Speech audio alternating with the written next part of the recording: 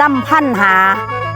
ผู้บ่าวอยู่พุ่นฟังเยี่ยงทั้งพุ่นเด้อพี่น้อง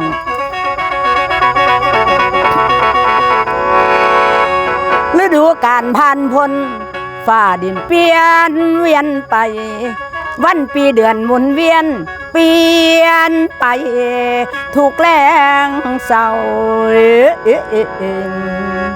หัวใจเหงาคือเป็นบ้าคันคิดมามั่นใจเมื่อยวันปีเดือนผ่านพ้นใจน้องได้ห่วงหาเฮ้ยละคันคิดมามันเอาบ่มีเบาได้ง่าย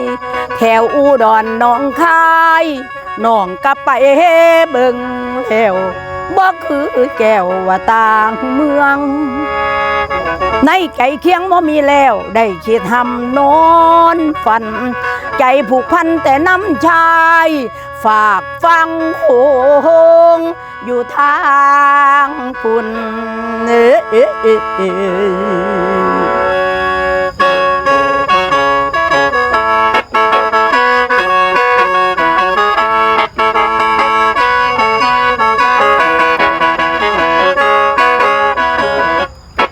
อดีตรักพันพ่ายนานเหมือนฝันเคยพบรักปัจจัยที่เวียงจันทร์แสนสุขสันต์ไม่เคยลืมที่จากมาเวลานั้นการปกครองได้แปรเปลี่ยนอยากไปเยือนด้วยใจที่ใฝ่หาจำใจจากเจ้าไปไม่ได้ละใจห่วงหาแต่ตัวไกลอยู่ไทยแลนด์ใจนักแน่นใจนักแน่นคิดถึงแฟนนายพี่หนีจากกันเทื่อนี้เพราะลาวุ่นไว้คิดทอดอายได้ยืนพออยู่ริมโขงมองไปทางเวียงจันทร์ว่าสิเห็นอ้วนอายได้ยินไหมเสียงกวนนังร้องสั่งอายอยู่ฝั่งเวียงจันทร์จำได้ไหมเสียงนี้คือเสียงของสาวไทยขอฝากใจข้ามโขงจงยินดีเวลานี้ผมแดนก็ได้เปิดจงให้เถิดสาวไทยจะไปหาที่สะพานไทยลาวเฝ้าต่างๆอ้ายจงมาหาน้องที่สะพาน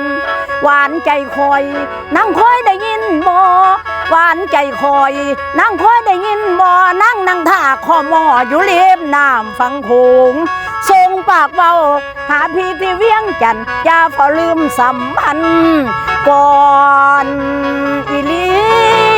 เด้ออายอย่าลืมกันเด้ออายเด้อ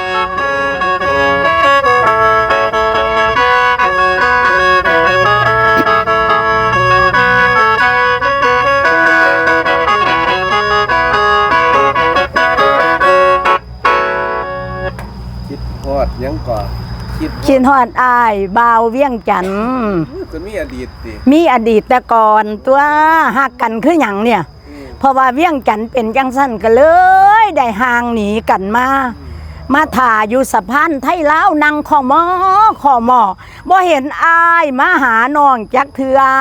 เป็นนี่พรมแดนเปิดแล้วมาเด้ออายเด้อขามมาเด้อสะพานไทยลาวเปิดแล้วเด้อถ่ายอยู่หม่องเก่าติหนูลี่กะถ่าอยู่หม่องเก่าสาวลี่ถ่าอยู่หม่องเก่าเด้ออายเด้ออายสิ้นเด้อเป็นสาวอยู่เก่าบ่สาวคือเก่าบ่ทันได้ผัวบ่ยังโสด